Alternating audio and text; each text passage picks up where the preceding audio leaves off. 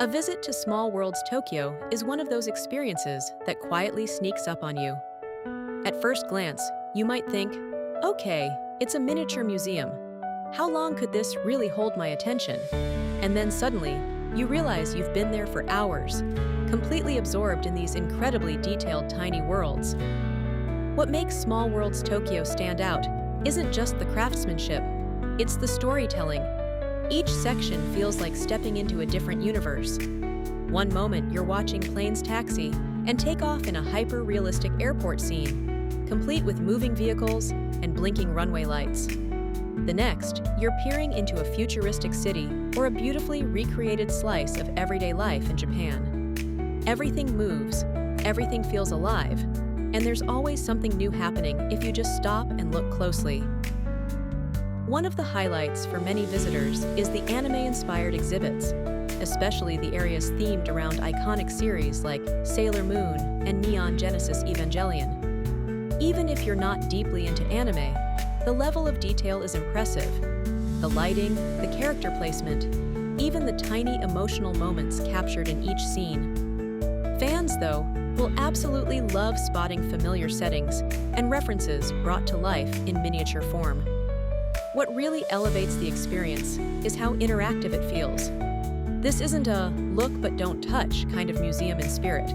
Even though you're not physically interacting with most displays, you're constantly engaging with them. Buttons trigger changes, lights shift from day to night, and little Easter eggs are hidden everywhere. It turns into a kind of scavenger hunt where you're always asking yourself, did I miss something over there? Another standout element is the sheer precision. The attention to scale is almost unbelievable. You'll see tiny people going about their lives, waiting for trains, chatting on sidewalks, working in offices, and it creates this oddly emotional connection.